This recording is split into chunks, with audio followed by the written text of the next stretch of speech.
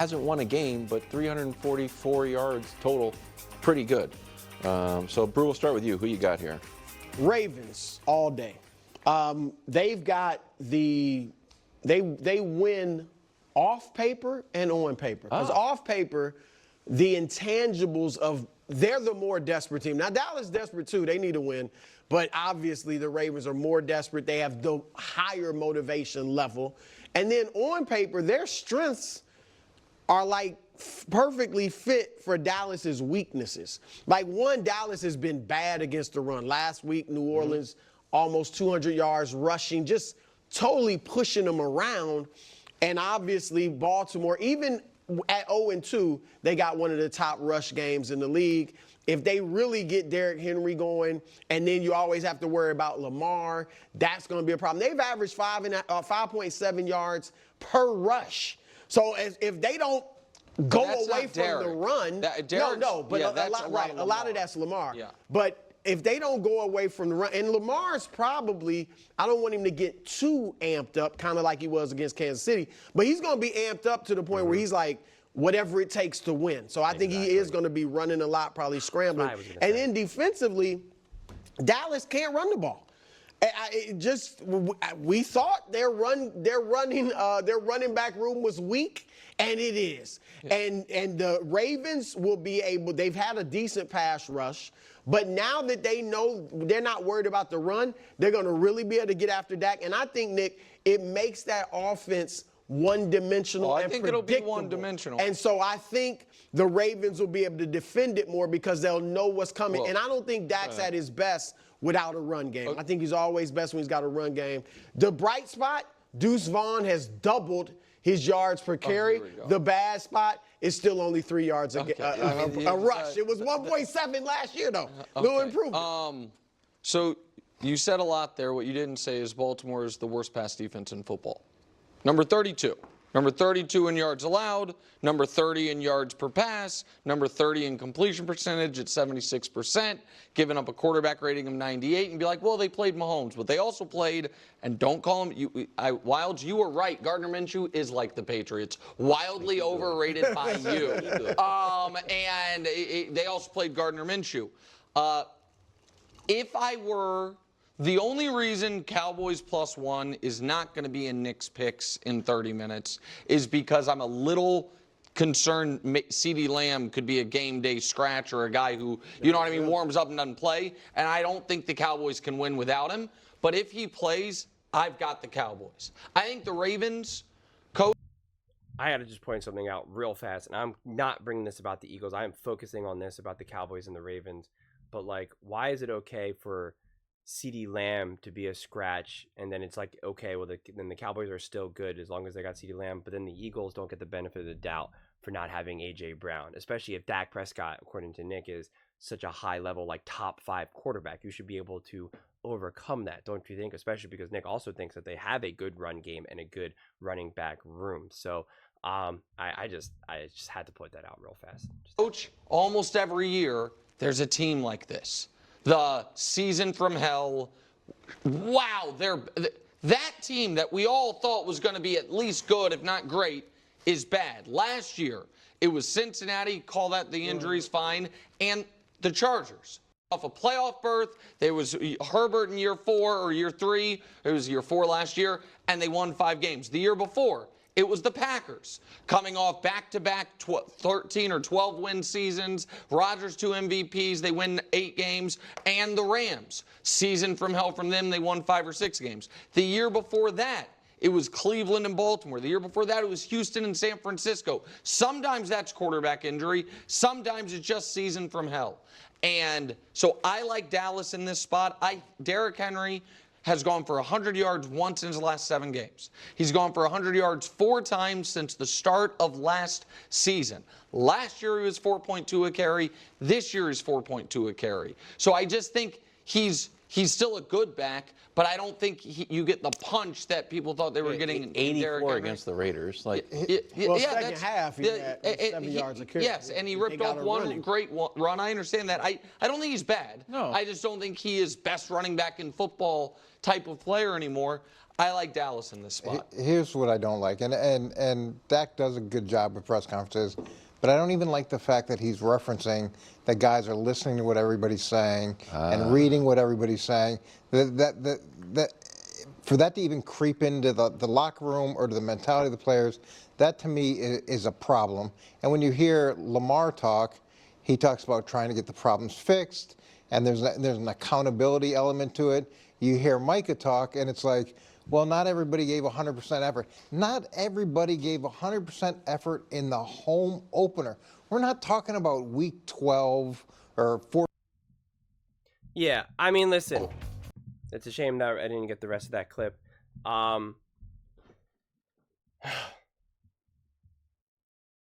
This game is going to be really interesting to me, honestly. I'm really excited. I'm happy it's a 4:00 game, so be able to be more focused on it. The 4:00 game, I usually always just watch with just the one game, while the 1:00 games, I'm always watching many games at once. And then I just watch the replays on NFL Plus or Prime or whatever it is. So it'll be good to be able to like really just sit and watch this game, because it's definitely one of the more interesting games of the week. And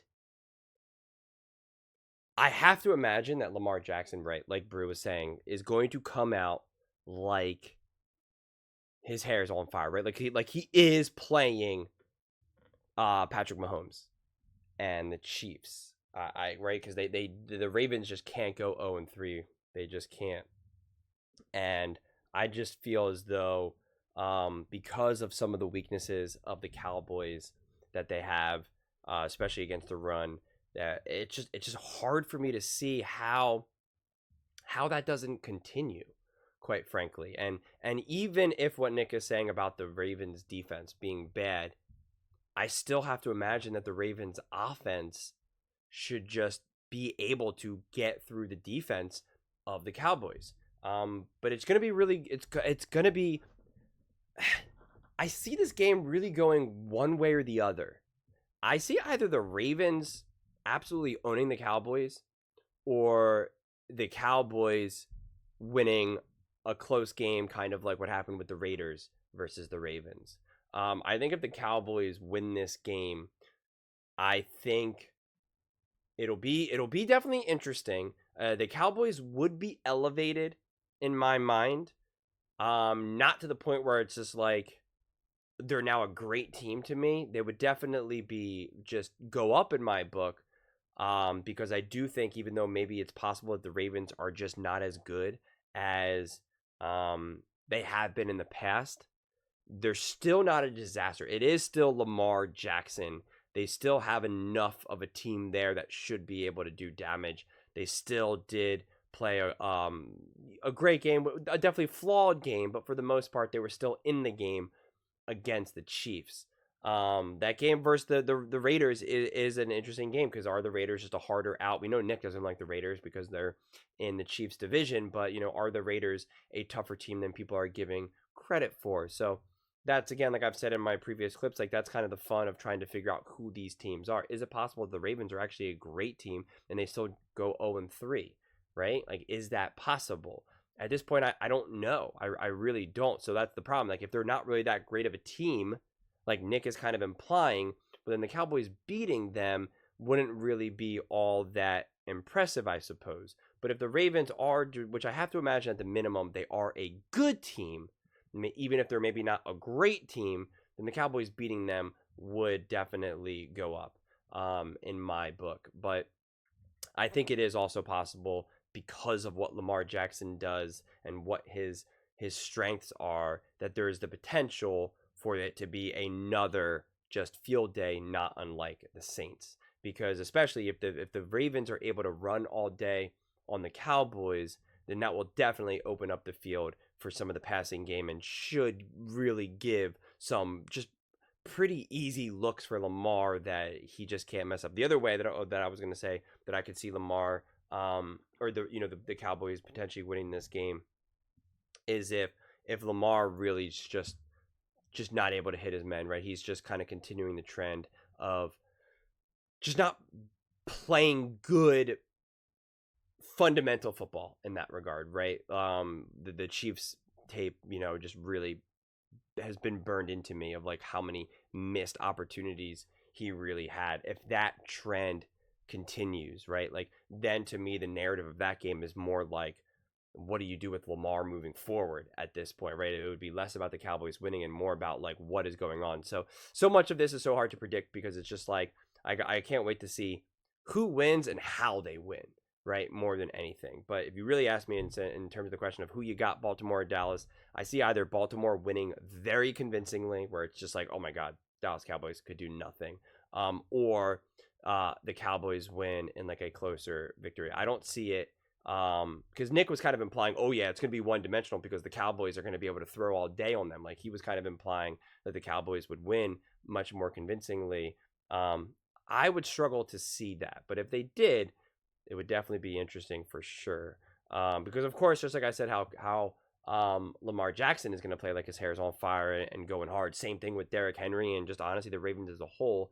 I'm sure the Cowboys really want to bounce back. And Travis O'Shea, who is indeed actually a Dallas Cowboys fan, he was talking about this as well as something what Colin always says, where a team that gets, embarrassed, blown out, the next week they really come, fired up, ready to go. And I agree with that, but sometimes you're just not good enough to be able to, right? That happened with the Eagles when they lost to the 49ers and they just were not good enough. And then they got blown out by the Cowboys, I think literally the next week, if memory serves me correctly. So even though they got embarrassed, even against a big rival against the Cowboys, there was just they just couldn't do it. They just did not have the team, the coaching, the whatever to be able to do it.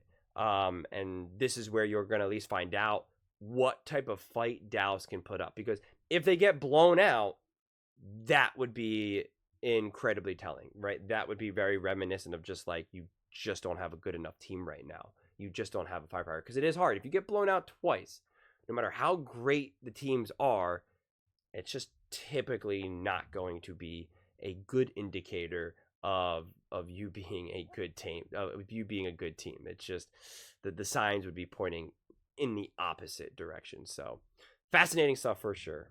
But those are just my thoughts. I would absolutely love to hear yours. What do you guys all think? Who do you got? Baltimore or Dallas? And I'm curious why. If you picked Baltimore or Dallas, like I'm curious what the logic is and what you think. Is it because Dallas wins because Ravens aren't that good? You think it's two great teams, but Dallas is just better? Or Baltimore is just better? Whatever it may be. Let me know in the comments below. I read every single comment. So whether you agree with me or disagree with me, either way, let's get in some discussions. Let's get in some fights. But ultimately, let's just have some fun.